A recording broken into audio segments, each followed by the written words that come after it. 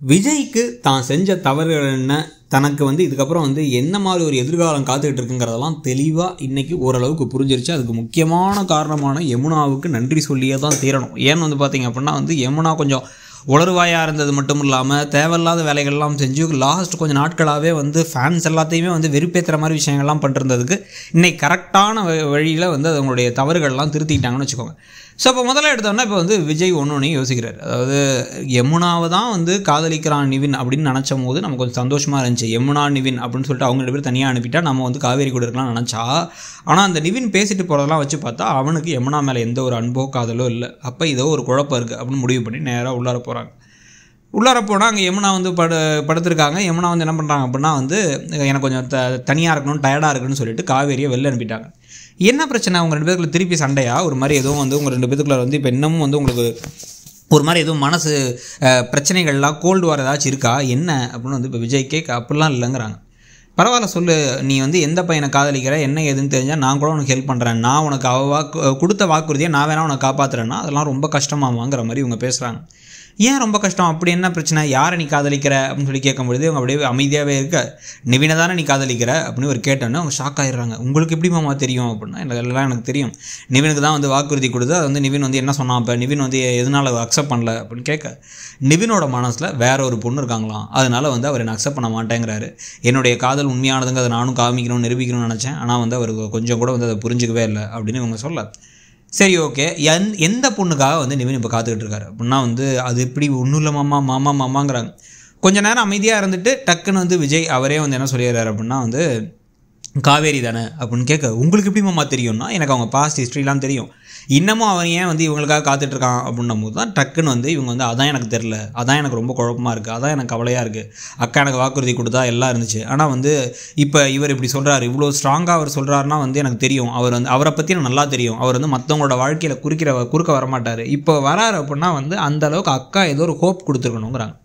உங்கள் அக்காலாம் ஹோப் கொடுக்கல, நான் தான் ஆர்வக்கோளாறில் ஒரு குழப்படி பண்ணி வச்சிட்டேன் அப்படின்னு சொல்லிட்டு இவர் மனசில் யோசிக்கிறார். யோசிச்சுட்டு அதை நான் இப்போ எப்படி சொல்கிறது, என்ன பண்ணுறது, எப்படி சரி பண்ணலான்னு அவர் யோசிக்க ஆரம்பிச்சுட்டு டக்குன்னு என்ன சொல்கிறார் அப்படின்னா சரி ஓகே, உங்கள் அக்கா என்ன சொல்கிறாங்க அப்படின்னோடனே, இல்லை அக்காட்ட எவ்வளோ கேட்டாலும் அக்கா இல்லவே இல்லை, நிவினுக்கு திருப்பி என் வாழ்க்கையில் இடமே இல்லை, நான் நிவின் கூட சேரப்போவதில்லை, நானும் நிவினும் சேர்றதுக்கான வாய்ப்புகள் இல்லை, அதனால் நீ அதை பற்றி நினைக்காத, அது பழைய கதை, அதை பற்றி இனிமேல் பேசாதன்னு அக்கா சொல்கிறான்னு இவருக்கு திருப்தி ஆகிடுச்சு. அப்பாடா, அப்போ நிவின் நமக்கு போட்டி கிடையாது, காவேரி மனசில் நிவின் கிடையாது, நம்ம தான் தேவையில்லாத ஒரு வேலை செஞ்சு முன்னாடியே ஒரு வேலையை செஞ்சு வச்சிட்டோன்னு யோசிக்க ஆரம்பிக்கிறார். இதெல்லாம் அவர் யோசிச்சுட்டு இருக்கும் பொழுதே இன்னொரு பக்கம் பார்த்திங்கன்னா இன்னமும் ரோடாக தெரிஞ்சிட்டு இருக்காரு அஜய், வெண்ணிலாவை கண்டுபிடிக்கிறேன் பேர் வழின்ட்டு. அப்போ அங்கே ராகினி வர என்ன சந்தேகப்பட்டு பின்னாடியே வரியான்னு இவர் கேட்க, இல்லை வேற ஒரு விஷயம் நடந்துச்சு, ஏதோ கொஞ்சம் நாளாகவே யமுனாவுக்கும் காவேரிக்கும் பிரச்சனை, நேற்று திடீர்னு யமுனா அந்த வீட்டில் இல்லை, காவேரி எங்கேயோ வேகமாக அவசரமாக ஆட்டோ பிடிச்சி போனால் என்னமோ நடந்திருக்கு, உங்கள் அண்ணனும் இன்றைக்கி வீட்டுக்கு வரல, கால் லஞ்சு பார்த்தா தான் தெரியுது, எங்கே இருக்காங்கன்னு தெரியுமாண்ணா, சரி நான் தாத்தாட்ட கேட்குறேன்னு ஒரு ஃபோன் பண்ணி கேட்குறாரு. கேட்டுட்டு அவர் என்ன சொல்கிறாரு, ஃபார்ம் ஹவுஸ் போயிருக்காங்களான்னா, ஃபார்ம் ஹவுஸ்னால் அப்புறம் ஏன் தனித்தனியாக போகணும், முன்னாடியே யமுனா இங்கே காணோம், அதுக்கப்புறம் உங்கள் அக்காங்க தனியாக போனாங்க, ஏதோ ஒரு பிரச்சனை இருக்குது, நம்ம அந்த ஃபார்ம் ஹவுஸில் போய் செக் பண்ணலாம், இவங்கள்ட்ட ஏதோ தப்புங்கிறத கண்டுபிடிக்கலாம், வெண்ணிலாவையும் சீக்கிரமாக கண்டுபிடிக்கணுங்கிறாங்க.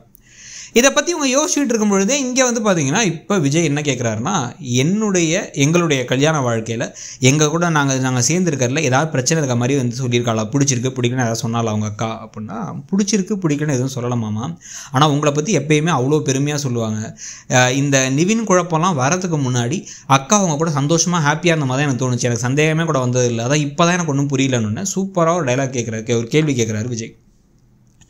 உனக்கு நீ கண்மூடித்தனமாக காதலிக்கிற நிவினை கம்ப்ளீட்டாக நம்புற, நிவின் ஒரு ரொம்ப நேர்மையானவர், நல்லவர், எந்த ஒரு முடிவும் பெசகி ரோடை வச்சு விலகிலாம் பண்ண மாட்டார் அவர் அப்படின்னு தான் எங்கள் அக்காவை லவ் பண்ணியிருக்க மாட்டாங்க, அக்கா ஒரு தனியாக ஒரு ஹோப் கொடுக்காட்டி அப்படின்னு சொல்கிறல்ல, அதே நம்பிக்கை ஏன் உன் அக்கா உன் கூட பிறந்து உன் மேலே அவ்வளோ பாசமாக இருக்க அக்கா மேலே நீ வைக்கல, இன்னொரு தடவை இப்படி யோசிக்காத, நீ உங்கள் அக்கா இப்போ ஸ்ட்ராங்காக சொல்கிறான்னா இல்லைனா இல்லை தான், இந்த மிச்சம் எல்லா விஷயத்தையும் நான் பார்த்துக்கிறேன், நான் சரி பண்ணிக்கிறேன் அப்படின்னு மைண்ட்லேயும் சொல்கிறாரு, வெளிலையும் சொல்கிறார். இப்போ நமக்கு தெரிஞ்சிருச்சு காவேரிக்கு நிவின் மேலே எந்த எண்ணமும் இல்லைன்ட்டு, அப்போ நம்ம கூட தான் காவேரி இருக்கணும், கான்ட்ராக்ட்னு ஒரு குழப்பத்தை பண்ணி வச்சுருக்கோம், அதனால தான் மாமாவை பிடிச்சிருக்கா, மாமா கூட வாழுன்னு சொன்னாலே உங்கள் அக்கா அமைதியாக இருக்கா அப்படின்னு மனசுக்குள்ளே முடிவு பண்ணிக்கிறாரு. ஸோ அடுத்தடுத்து நிறைய திருப்பங்கள் வரப்போகுது, இந்த கதை இப்போ எப்படி போகுதுன்னு நினைக்கிறீங்கிறத சொல்லுங்கள். தேங்க்யூ.